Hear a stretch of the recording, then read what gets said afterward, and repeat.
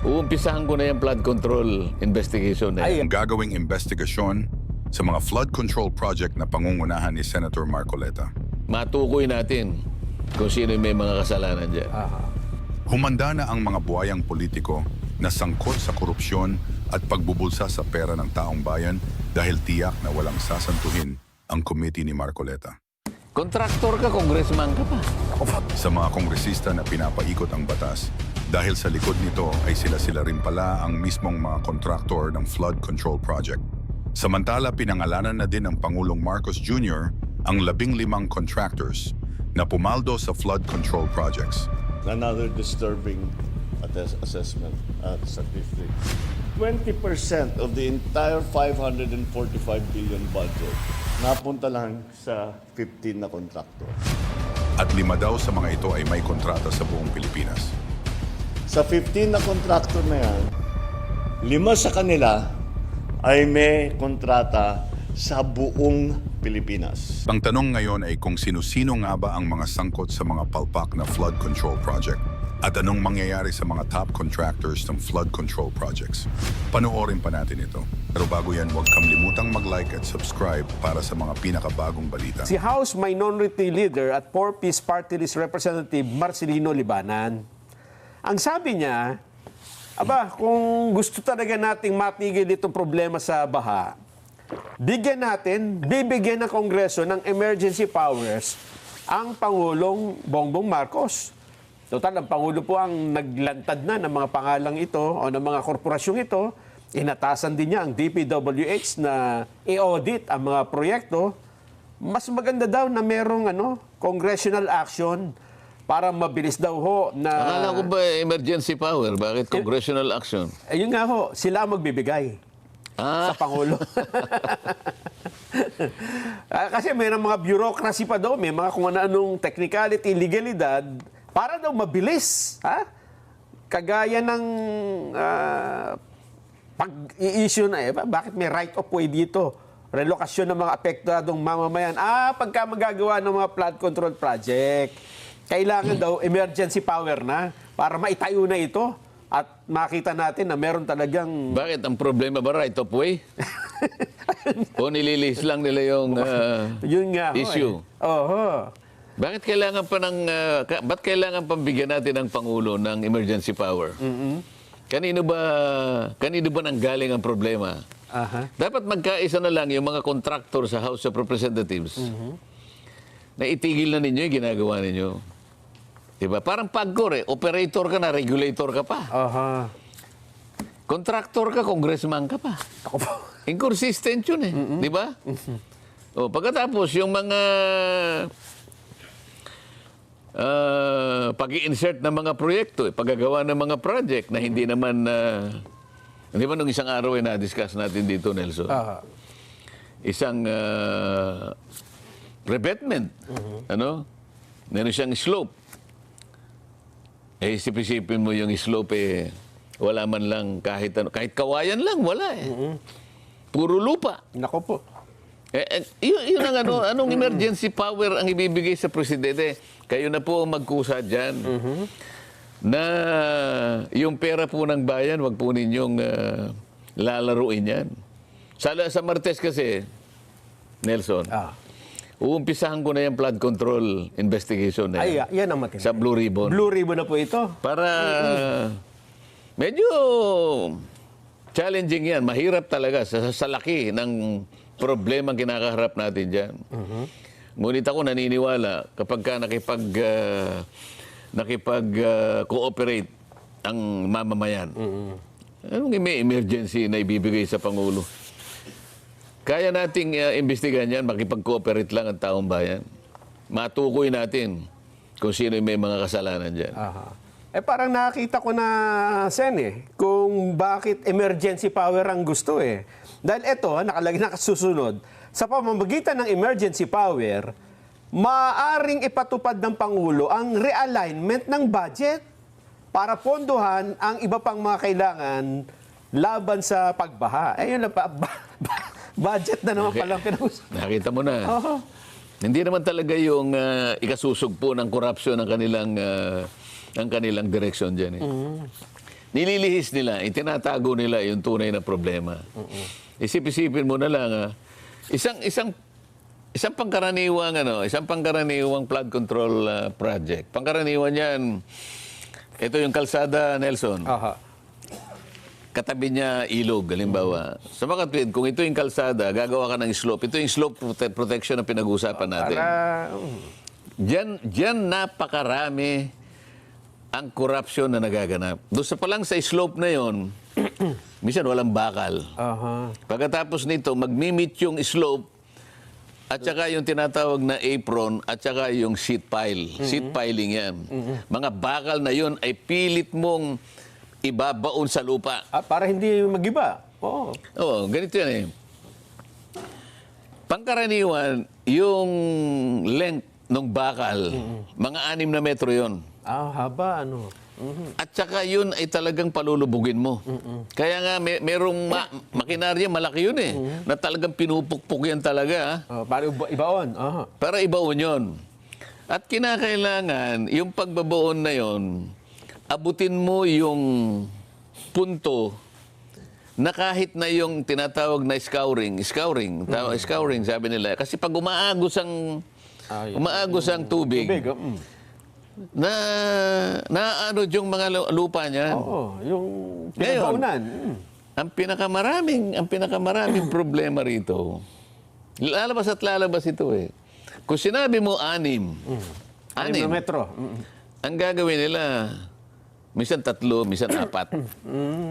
E di ngayon, yung babaon doon, ang dapat na nakalitaw kasi 1 meter lang eh. Sa mga yung 5, nakabaon. So pagka ginawa mong 3 o kaya 4, Hinati lang. hinati lang. Yung sinabi ko sa iyo na scouring na yun, kasi lupa, makikita mo pagdaan ng mga ilang taon lang halimbawa o buwan, makikita mo nakabitin na yung ano eh. Nakalutang na. Nakalutang na. Lulugso ngayon yung ano. Lulugso. O sasabihin ngayon ng, sir, kaya ako naman po, napipilitan lang po naman ako na gawin yan sapagkat si congressman po humingi sa akin ng from 15 to 20%. Yung kontraktor ang nagsasalita. Kukuha po si Kong ng ganito. Pagkatapos yung district engineer, kasama na po yung COA, kasama na po yung DBM, meron pong porsyento dyan. Yung quality control, meron po yan.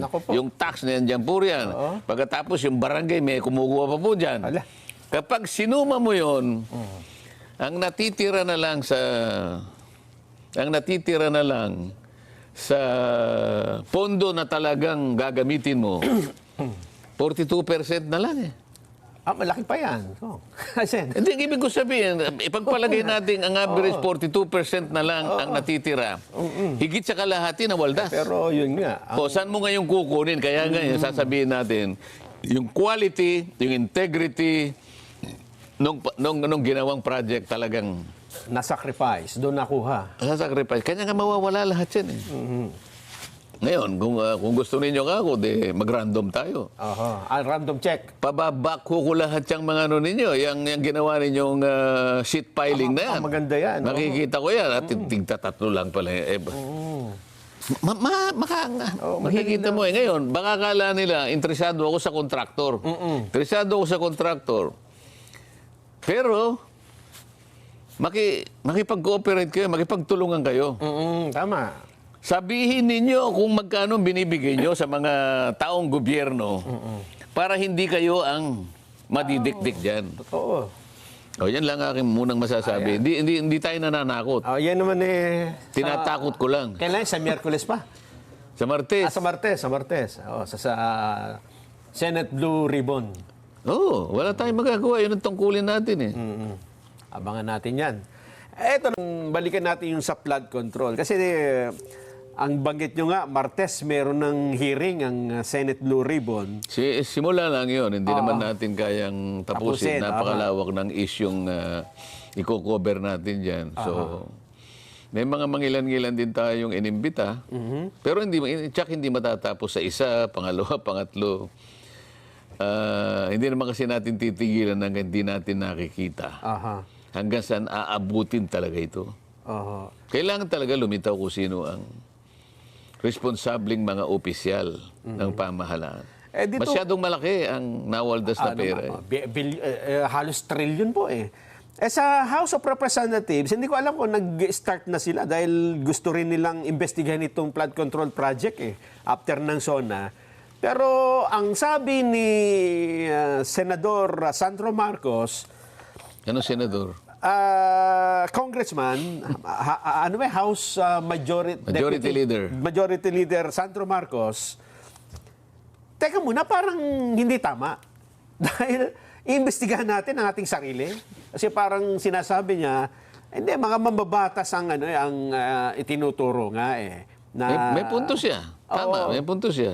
Ano bang masasabi niyo sa sinabi na yon? Very valid ang punto niya, Sandro. Nelson, sapagkat paano mo nga naman iimbestiga ang sarili mo? Kapag nag-iimbestiga ka, ang palaging parametro dyan, pamantayan, ay yung mag-iimbestiga ay kinakailangan may pagtitiwala sa kanya. Aha. Sapagkat kung inimbestiga mo sarili mo, ano maging kahihinatan, baka pagtawanan yung resulta ng investigasyon mo eh. Parang kanina, balikan natin yung PAGCOR. Operator siya pang regulator eh. Parang ganito rin sila eh. Isip-isipin mo, kung tama yung mga pinagsasasabi ng mga ibang ngayon ay nagtatatalak na rin yan. 65, 67 congressmen ay pare-parehong contractors. Kung makikita mo naman nga, yung iba dyan ay galing na parang may USEC dyan na galing sa DPWH na ngayon ay congressman. Di ba? Ngayon, paano mo nga masisiguro at paano ngayon na pagtitiwalaan ng tao yung kalidad nung pag-iimbestiga mo? Pwede kayong mag-iimbestiga, bakit hindi? Kaya lang, pagka naman hindi pinaniwalaan yun, di sayang lang. Yun ang aking masasabi rin. Ayun nga, kasi... Nagkausap din kami ni Kong Sandro. Aha. Tinanong ko nga sa kanya, sabi ko, Kong, nagsisimula na yata ako yung good government. Hindi kanya, yun eh. Hindi kanya tama eh. Ano sabi niya? Hindi ako makakapaniwala doon, sabi niya. Naintindihan ko naman eh. At siyempre, gusto niya na dapat siguro ang mag-imbestiga sa kanila, independent siguro na kung ano man ang gusto nila. Pero hindi sila mismo, hindi yung committee nila. Aha. Di ba? Tama po. Kasi kontrolado nila, pati resources. Sino yung imbitahan natin? Sasabi mo, yung mga kaibigan lang imbitahan, yung mga kalaban, wag. Yung mga talagang may kasalanan, baka mamaya, kung ano pang pagsasabihin dito, matiklo tayo rito. Di ba? Saan ano ang reaksyon nyo dito naman sa pahayag ng COMELEC? May kaugnay din dyan sa mga korporasyon na sinasabing nakakopo ng mga flood control project. Ang sabi niya kasi, bawal sa batas na ang isang negosyo na may kontrata sa gobyerno ay may campaign contribution sa kandidato. Ayon sa, may binanggit siyang batas dito eh. Tama Omnibus. naman yun. Tama naman yun. Pero sa tingin ko, yun lang ba? Yun lang ba yung dahil sa tumulong? Maaaring isa yun sa dahilan. Aha. Pero sinasabi ko yung na-institutionalize na eh. Doon pa lamang sa, hindi dahil sa campaign period. Iba hindi na campaign period eh. Di ba? Minsan naman siguro yung 2025 campaign period. This year, Paano yung next year? Wala namang may election pa ba ron? Wala na. Ibig sabihin, hindi lamang din campaign period ang gagawin mong dahilan dyan. Yung karaniwan na na-institutionalize na yan, basta meron siyang 15 to 20%. May election man o wala. Oo. Ibig sabihin, basta nakinabang siya doon sa proyektong gano'n ang kalaki ang komisyonan. Parang diversionary lang na kunwari ilalagay na sa election eh. Bakit? Oo nga. No? Once every 3 years lang election eh. Di ba? O paano yung hindi election year? Siguro ito lang ang kanya kasing sakop eh. Kasi COMELEC sila, Sen eh. Pwede naman. Bakit hindi? Kaya lang, baka mamaya masyadong limited yung makita mo dyan. At yung ibang yung ibang aspeto hindi mo nakikita. Halimbawa, yung hindi politiko na sangkot dyan. Mga district engineers, mga regional directors. Oo nga. At umaabot pa sa sa main office ng DPWH. Oh, kasangkot pa dyan ang COA, ang DBM, Quality Control, yung BAC. Oh. Hindi mo pag-uusapan yan? Hindi natin titingnan yan? Sabi ko nga sa'yo, kaya napipilitan ng contractor na yung ibaba niya ang kalidad ng kanyang project para lang maibigay niya yung nire-require sa kanya. Isipin mo, higit sa kalahati ang nawala sa pondo ng project. Paano mo nga naman itatayo sang-ayon dun sa hinihingi ng plano? Specification.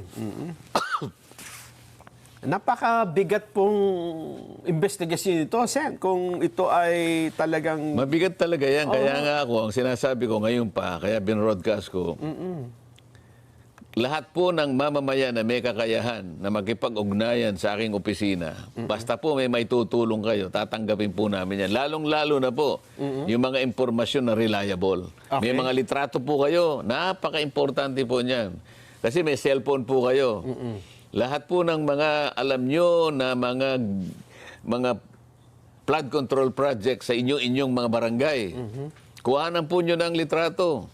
Lagyan nyo lang po ng date at saka lugar. At kung kilala nyo yung contractor, yung pati contractor, yan ninyo. At saka nyo po padala sa opisina. Para sa ganun po, yan lahat ay magamit natin sa ating pag-iimbestiga. Eh di madadabay na dito, bagamat ang iniimbestigahan natin, ang focus natin ay flood control project, kasi parang ganito rin Sen, ang kalakaran sa lahat ng proyekto yung kickback na ganito. Ito munang flood control. Kasi nga, napakalaki ng ginugol natin dyan. Bagay, At ang, meron pa nga nagsabi sa akin, ngayon pa lang, marami nang nagpipid sa akin, kinakailangan lang, screenin mo lahat. No? Kailangan i-bet mo lahat kasi baka naman yung iba gumawa lang, baka mamaya AI, hindi naman pala, di ba? So, meron naman tayong mga katuwang dyan sa opisina na lahat ng ito ay talaga susuriing mabuti. Yung magagamit, yan ang ililinya sa investigasyon. Pero pagka ba Blue Ribbon Committee, so pagkatapos nitong, halimbawa, may mga nakita kayong mga paglabag, ano ito, rekomendasyon din na may makakasuhan dito? Siyempre, pag nakita natin at nasuri natin ang mga dokumento at malinaw naman. At lalo na ngayon, sinusubaybayan ng tao yan. Aba, pag hindi gumalaw yung concerned prosecution agency, mananagot po kayo. On specifically flood control projects that were started, were finished, were in progress from the beginning of my term, which was in mid-2022 until now. And so part of that process of auditing these projects was to also publicize the list that we were going to get from DPWH. Well, we have done it. We have received the list from DPWH. We, I think, have put it into a form that is accessible to the public. And most importantly, it is in a form that the public can use so that they can first identify the projects, the flood control projects that are within their area, within their barangay, so that they can actually go and look at it. Or if they already have information, they can tell us about it. Kung maganda yung naging project, kung hindi maganda yung naging project, bakit hindi maganda yung naging project, ano naging problema, etc., etc. And that's what the present website is supposed to do. Now, this is the third iteration of this website. We've been working on it. Kahit nung nasa India kami, we were already working on it. And it was, this is the final form of it. And we are very much open to suggestions. If the people want us to put more info or other info onto the website, we will certainly do that. But to begin with, we have I think there will be a video later on to show very simply how the website is being used. I was asked If, again, this is something that everybody can use, and I'm confident that the way that we have done it is very accessible to people. Before we get to this point, can we do the video first? Can we hang on to this? Wait. Let's start from the beginning. Let's start from the beginning, please. Yeah, okay, let's do that. O sige, gawin na natin yan.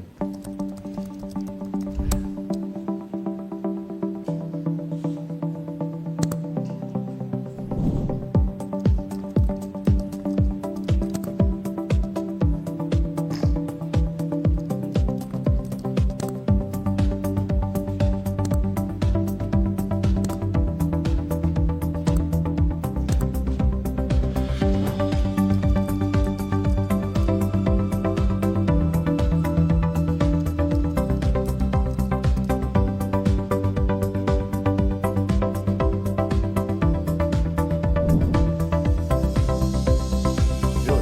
That's another feature that we just added na pwede mong hanapin sa mapa. And then, beyond that, this is the street map. Pero maraming overlay yan. May overlay pa yan na satellite picture.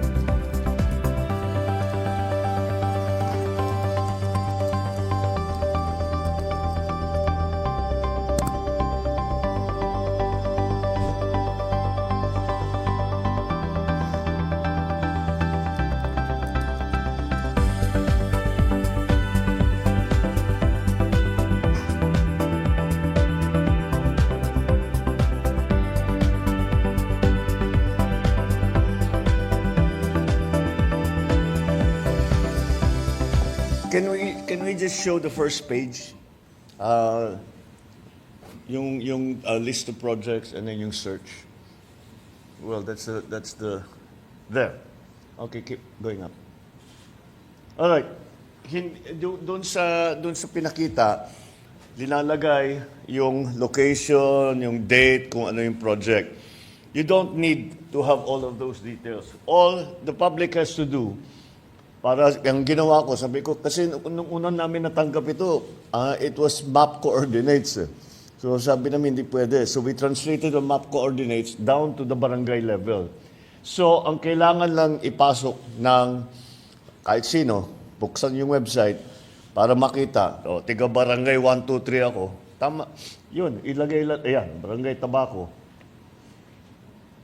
And they can search all of the projects that are in their area. So kung alam na nila, pwede na sila magsabi maganda naman. Pwede sila magsabi hindi maganda ang naging project. And so those are we just try to keep it as simple as possible so that people can just put yan lang naman basta barangay lang, tama na yun. Kasi yung isa may listahan pa where, when. That's not necessary. If alam ninyo, di gamitin nyo. Pero kung hindi necessary na ganun, ito na lang. Basta lagay nyo yung barangay ninyo at lalabas na lahat ng flood control project. Maybe there are certain already initial findings that we have made during the ongoing investigation that we have initiated since the SONA. And I think it is interesting for people to look into so that it can be a guide as to where maybe the problems have arisen. And these are key findings on flood control projects. Can we put that up? Yeah. These are basic data lang ito. Next page, yeah. The total cost of all of the projects since July 2022 until today is 545 billion pesos. I don't know about you, but that is a very big number by any measure. That is an enormous number. Let's keep going.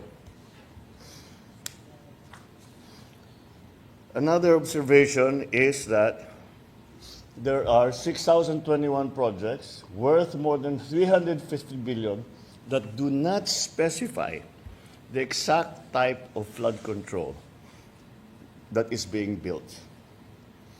Then, many projects also in different locations have exactly the same contract cost. I think anybody who works in either the private sector or the public sector, pag sinabi, may 50 project, pare-pareho, 150 million lahat. Pare-pareho lahat. Imposible yan. It is impossible for one barangay, even if they are the next barangay, to have the exact same project to the exact same amount with the exact same contractor. Imposible yan. And that is why that is a significant finding already that we have made. Now, can we keep going, please? What's in there? So, we looked at the regions kung saan ang pinakamarami. And this is what came out.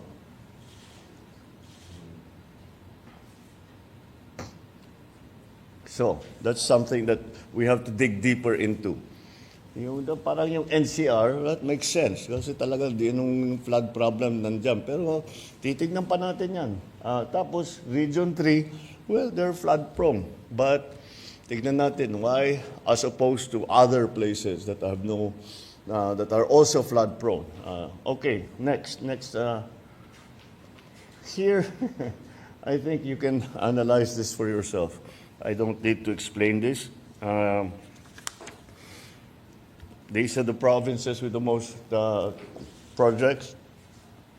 And at the same time, here's a list of the top 10 provinces that are most flood prone, that have been assessed to be the most flood prone. I think you will notice they don't necessarily match. This side and that side don't necessarily match. Now, I'm sure there are explanations for that. We will have to study it further. But you would intuitively say that projects, the areas rather, the provinces or regions, whatever you want to do, whatever pinaka-flood prone, yun dapat ang pinakamaraming project. Pero parang hindi tumutugma. Kaya yan, kailangan natin pag-aralan na mabuti kung bakit nagkaganyan. And, well, this is just another piece of information. Out of 170 pumping stations, that's the next one, yeah. Pumping stations, 157 were in Metro Manila. This really, more than anything, manifests how the pumping stations have become ineffective because of the garbage collection problem. So that's indicative of that. Kaya namin linagay yan dyan. Kaya dahil para yung malaman ng tao, gawa tayo ng gawa nitong pumping station, pag yung basura naman ay natapon, nabara yung bomba, nabara yung estero, nabara lahat, kagaya yung pinuntahan natin nung bag na last week. Wala ring silbi yung pumping station. And that's just to bring home the message that we really have to do something about the garbage problem. There are, let's see, yeah, this is, all over, there are 2,409 contracting entities, which is understandable. Kasi sa local, ganyan talaga yan eh. May AA, AAA, yun lang ang pwede niyong gamitin. And pag yung maliliit na project, the local can do it already. So that's not, just to show paano yung nagkahatian. However, this is another disturbing assessment statistic. 20% of the entire 545 billion budget napunta lang sa 15 na contractor. Sa 15 na contractor na yan, 5 sa kanila ay may kontrata sa buong Pilipinas. Keep going. Yeah, with the flood. Ito na yung listahan. And this is what I was talking about. 5 of these 15 contracts have projects in almost all regions nationwide. Ang justification sa pagpili ng kontratista ay para sasabihin, pagbigyan naman natin yung local. Di ba? Para naman yung mga maliliit na kontraktor, may trabaho naman sila. At mas mabilis kasi kung local. Kausap mo yung tao eh. Again, my experience as governor is that as much as possible, we try to do it by local. Kasi pwede namin, may madali, sabi, bilisan nyo na, bakit wala pa, pwede mong anihin. You have some influence over the thing. But that one, that for me was the one that stood out very much. 5 of these contractors had projects in almost the entire country. So those are the ones that immediately pop out na sa aking palagay ay kailangan natin tignan. So anyway, this is the initial. We are rolling out the website today. We have provided you with some of the initial information that we have had. They are not assessments. We are not accusing anyone of anything yet.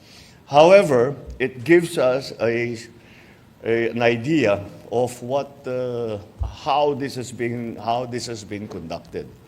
So I hope people will take advantage of this. And as I said, there is always a way for them to give their comments. Magsumbong sila kung yan ang gusto nilang gawin. Maaari naman sasabihin nila, hindi, walang problema dito. Yun ang pinakamagandang balita na matatanggap namin.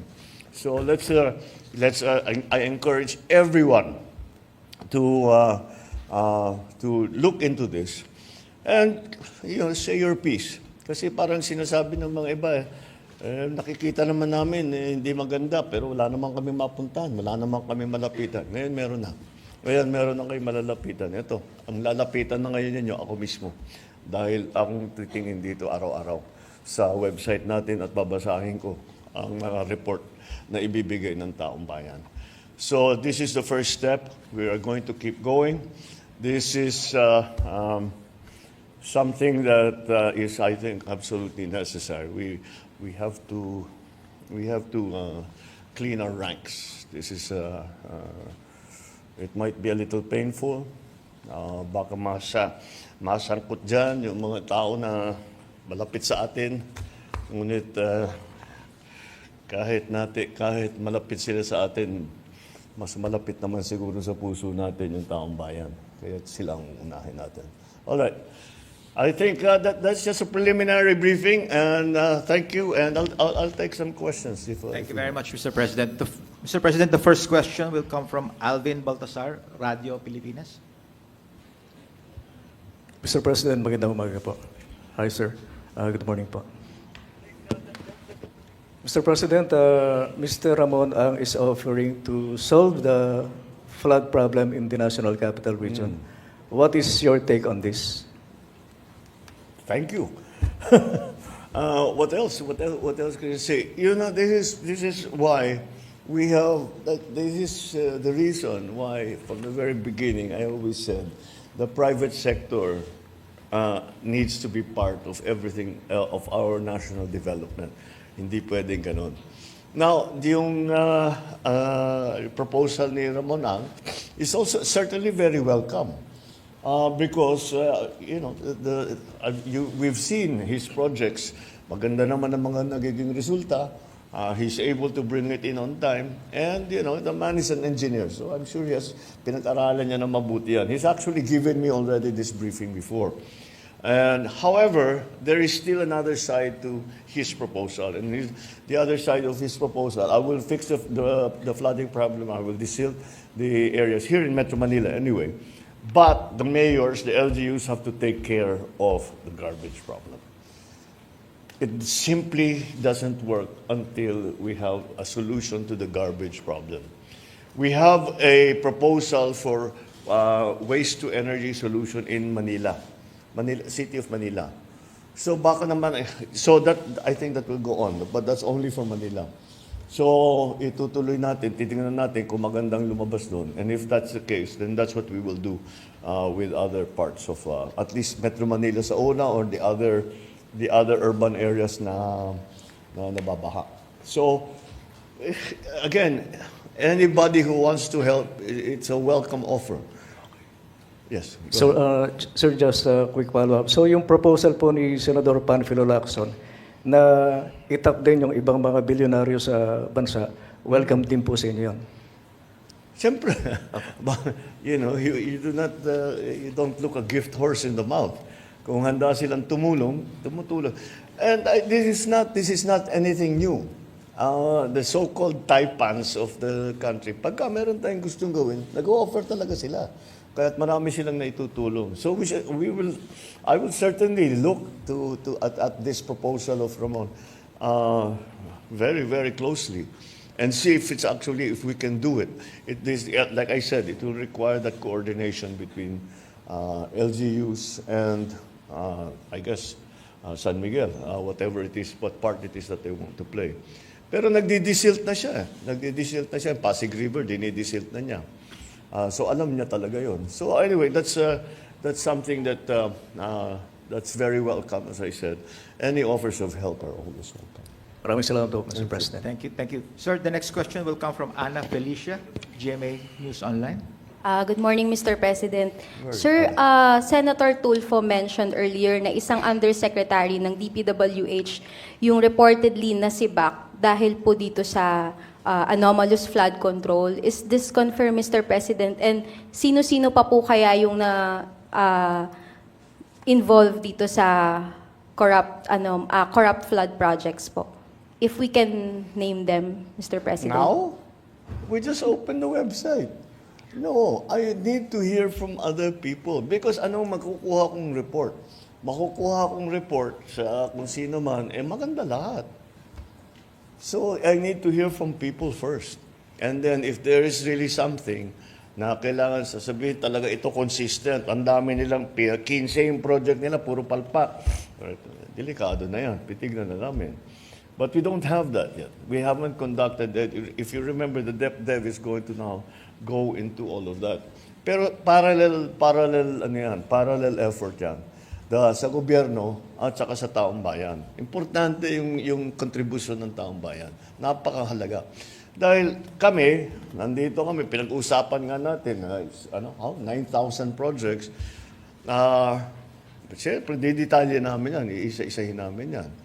Pero ang tao, nandun sa harap nila. Pag-gising nila sa umaga, maglalakad lang sila ng kalahating kilometro, nandyan na, nakita na nila. So that's maybe more important. Kaya we have encouraged the way we put the website together. Kahit may picture, may video, i-upload ninyo sa amin para makita namin. Kasi meron kaming yung mga malalaking analysis, yung mga satellite nga, pati yung mga report. Pero iba na rin yung nakikita mo, sasabihin mo, dito nasira dito pumasok yung tubig. Nung bumigay ito, wala na, binaha na kami lahat. So, that's why we are encouraging to go, we are asking people to help us and to help themselves. Dahil kung maayos natin ito, hindi na sila babahin, or at least not as badly as they are now. Sir, quick follow-up lang po. Doon po sa 15 contractors na nakita natin, meron po bang link sa mga government officials, especially po sa mga congressmen na nakaupo, sir? Wala na ba talaga tayong investigative journalist ngayon dito sa Pilipinas? Trabaho niya yan. Look it up. We are going to look at it also. But it will be premature for me to name names, etc. until we really know what's going on. But, go out there. Tignan ninyo. Talk to the people. We need to hear from everyone. And that's I think something that we can all play a part in.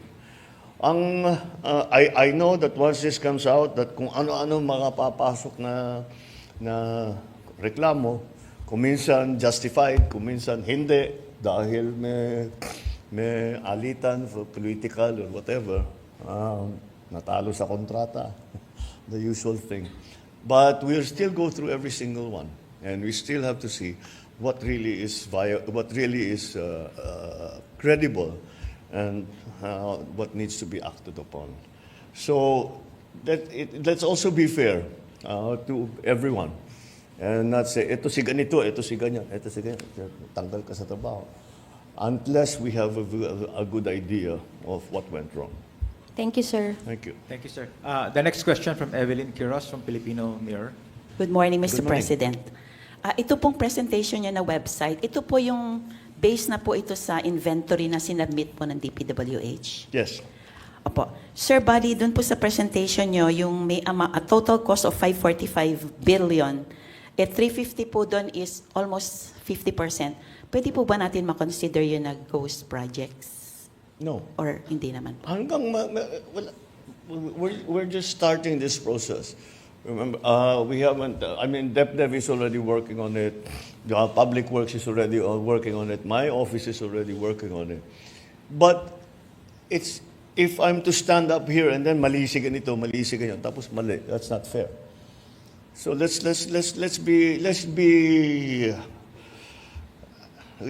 circumspect about pointing fingers and shouting at people. Tignan natin na mabuti.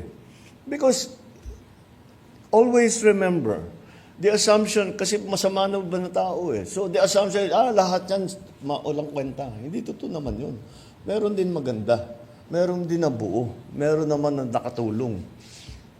So, pero hanapin natin yung hindi maganda, yung hindi nabuo, yung hindi nakatulong, at kung saan napunta yung pondo para doon sa ganong klaseng project. Kung sasabihin natin, it's also possible that palpak yung flood control project dahil climate change na eh. Sa buong kasaysayan ng lugar na yun, hindi pa binaha. Nangyayari sa amin yan eh. Hindi pa binaha. Ngayon lamang binaha dahil ganyan na yung climate change na iba. Ang lakas ng bagsak ng ulan. So, kaya na-overwhelm yung flood control. Wala naman nagnakaw, pero yung specification natin doon sa flood control na yan ay para doon sa pre-climate change na sitwasyon.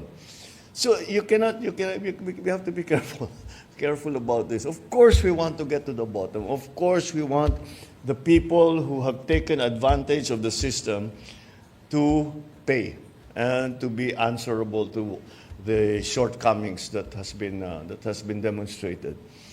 And if there is evidence of corruption, then of embezzlement, of any kind of wrongdoing, that's when we will move. But again, we cannot do all of this without the help of the ordinary citizen. We need the citizen to play their part, their civic duty, to report to the government what they see as being wrong. So let's be, as I say, circumspect and maayos yung ating pasok dito. Hindi yung barabara na, bahala na. You know what the expression in English is throwing the baby out together with the bathwater. Di ba? You choose. You Sir, make sure that you're on good ground. Mr. President, follow-up lang po. Doon po sa SONA, bali yung Regional Project Monitoring Committee po, ay naatasan nyo na yung parang ma-identify yung failures, tapos yung mga hindi natapos, at saka yung alleged ghost projects. Pwede po bang malaman ngayon sa inyo kung sino po talaga yung ahensya na mag-iimbestiga nito, yung pangkalahatan? Thank you po. It will be DepDev. The regional, they will look at all of this. That's why what the DepDev, for example, can do. For those who are not up to, DepDev is what NEDA used to be. We just renamed it, so it's now called the Department of Development.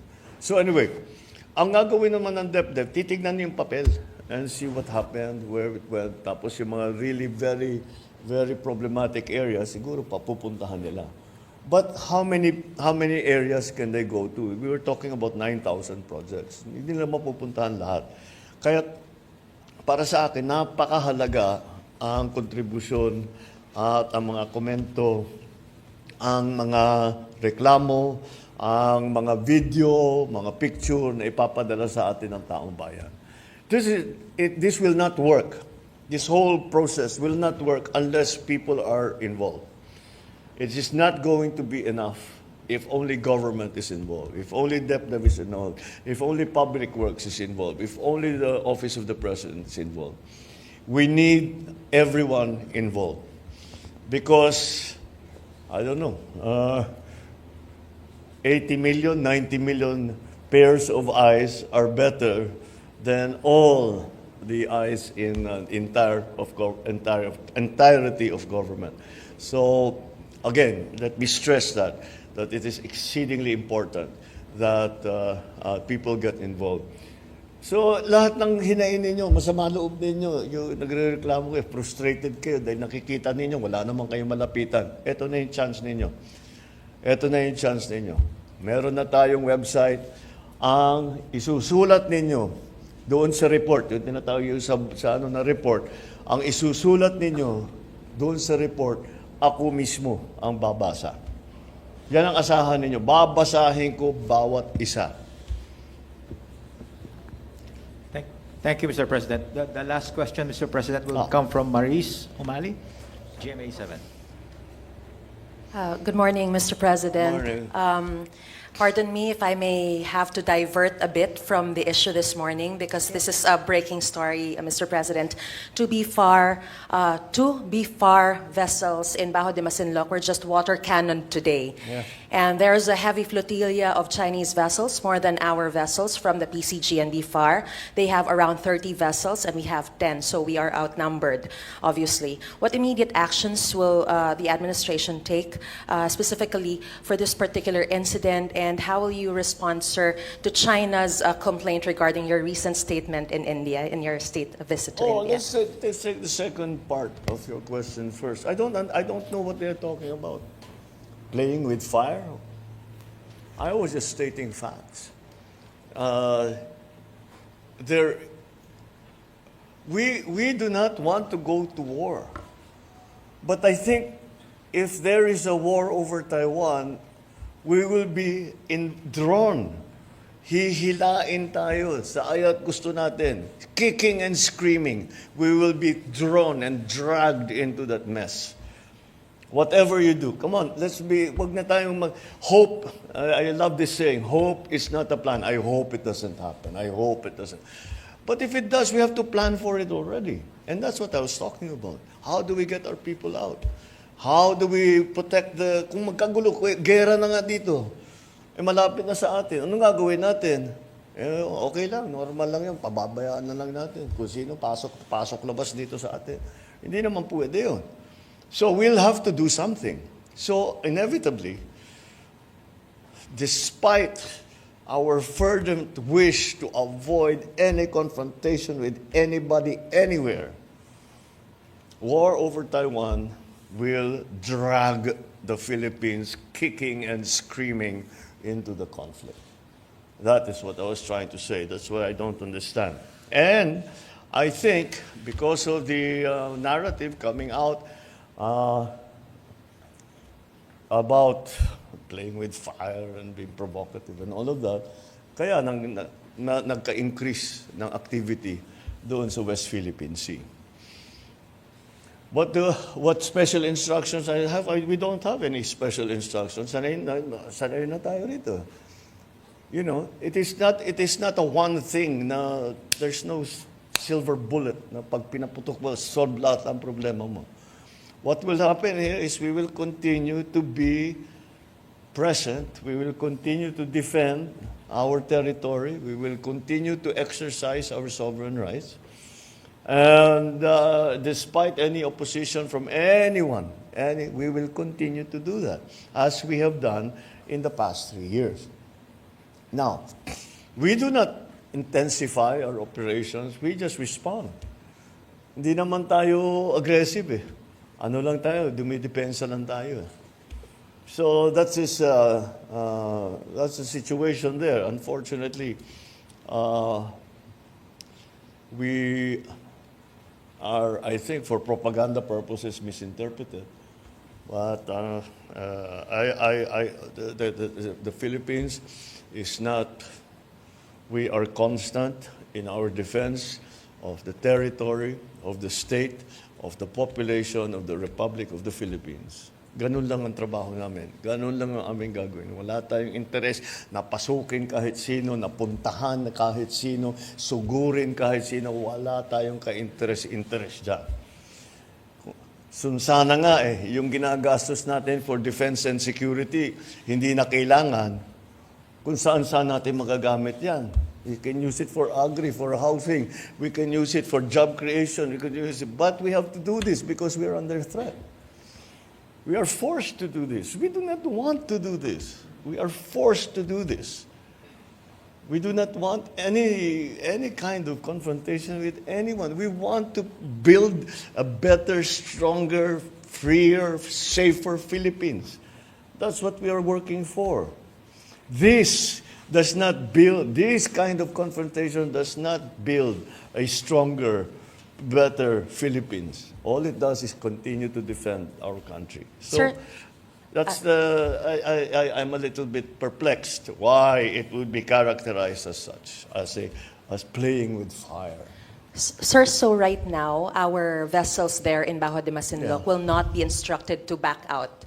We will just continue to stay there We at have this never point. instructed any of our vessels All to right. back out. Thank you, sir. Never. But we have to always, when we do not back out because natakot tayo, umatras tayo. Alam mo, I don't know about other places, pero dito sa gobyernong ito, hindi tayo umaatras sa laban. We are brave. Filipinos are brave. But we do not. Sinong Pinoy na gusto magkagera? Sino? Kahit maghanap ka para sa akin, kahit isa. Kahit yung sundalo, kahit yung Coast Guard, ayaw nila ng gulo. So, no. But at the same time, we have a duty to perform. And that is to defend the country. So no, we never back down. We always continue to do. Our uniformed personnel, the Navy, the Coast Guard, the Army, the Marines, all of them, the Air Force, all of them are pledged. They took an oath. And they're just doing their duty, they're performing their mission, defend the Philippines. Yun lang naman ang ginagawa nila. And we will not stop doing it. We will not stop doing it. We will stop doing it when the threats stop. Tigil na yung mga threat, we can all sit more safely at home and mas magiging magaan ang kalooban natin kapag ganun ang sitwasyon. Okay?